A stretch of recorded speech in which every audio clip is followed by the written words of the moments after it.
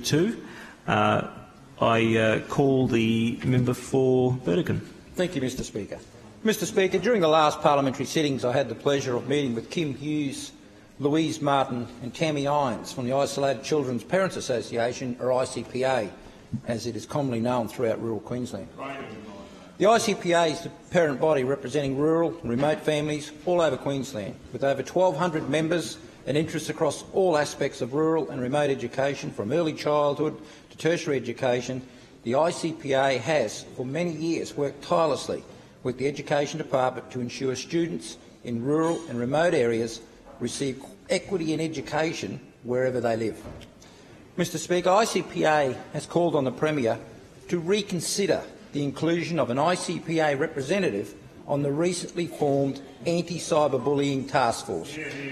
ICPA Queensland is the leading voice on the unique needs of rural and remote children, who include approximately 1,400 students who must attend a boarding school due to geographical isolation.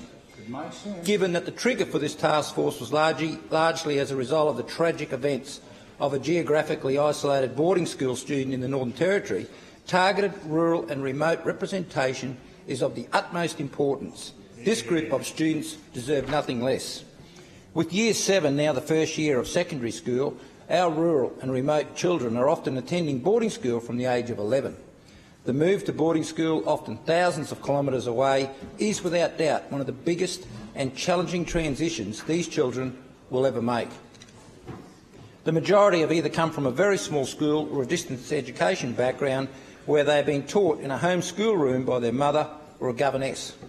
The adjustments to everyday life and culture are enormous, from dormitories full of strangers, attending day school with peers, new timetables, new teachers and rules and a new city, all while coping with homesickness and the reality that mum and dad won't be there to pick them up in the afternoon. The transition is compounded by the relatively limited social exposure these students have in comparison to their metropolitan counterparts. The challenge these vulnerable children encounter increases the potential risk of cyberbullying. The connection parents have with their children once they go to boarding school is severely diminished at a time when the level of support required is the greatest. These children, in a very short time frame, come to rely on the pastoral care from the school community and their peers. It is imperative, Mr Speaker, that they are set up for success from the very beginning with tools and strategies to help them deal with the challenges born out of a world where social media is at the forefront of their lives.